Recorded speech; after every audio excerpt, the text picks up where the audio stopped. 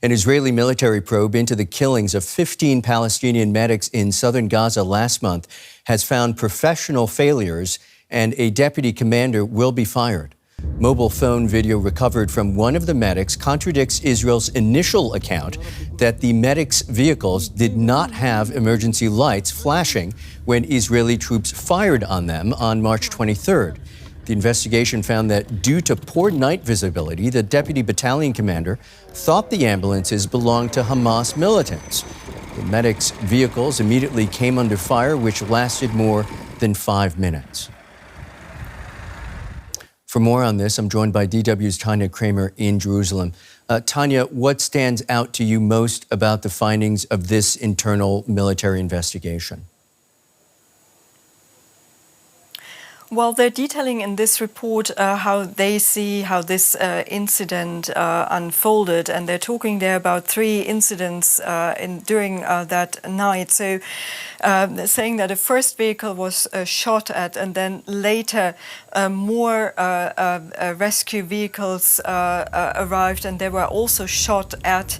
And that later a UN vehicle arrived. All in all, 15 people were killed. Now, when the second time the ambulances arrived at that, according to this report, now the deputy commander of this brigade did not recognize, that's a quote from this report, the vehicles as rescue teams due to poor visibility. Only later they found out that these were indeed rescue teams. Now, they concluded from that the firing at the UN car was clearly an operational breach of regulations.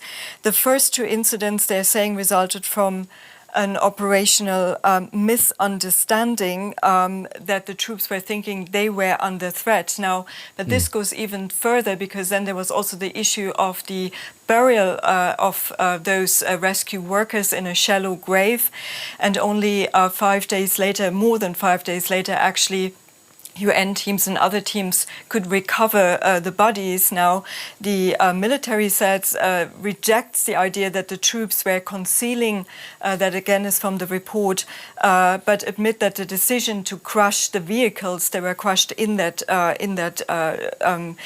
sandy area there as well, was wrong, and also that this was, that the rescue teams could go there much later, only basically was coordinated.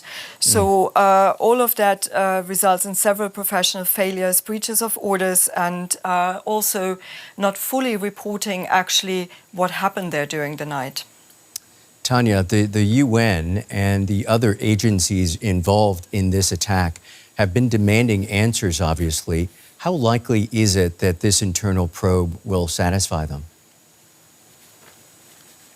Well, I mean, many questions remain after this report. For example, there were autopsies reports saying that most of those rescue workers, and 15 of them were killed. One was actually detained and then later released, and one is still in detention, as far as we understand. They found that most of them were killed by gunshot wounds in the upper part of the body. So it's not fully explained why they were, was a shoot to kill policy apparently in this area.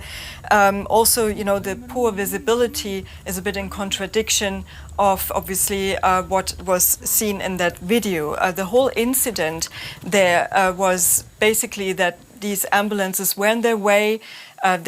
People went missing for several days.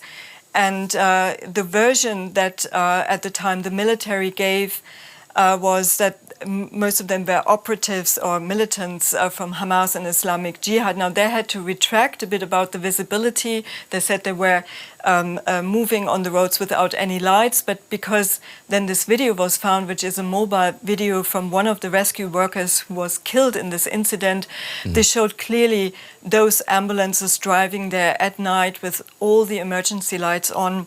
and all of them also in their clothes as rescue workers. So I think we have to wait, obviously, now for reactions to this report from the Palestinian Red Crescent and all the from the United Nations, and see, what they will say about this report. Presumably, this story is not over. That's DW's Tanya Kramer in Jerusalem. Many thanks, Tanya.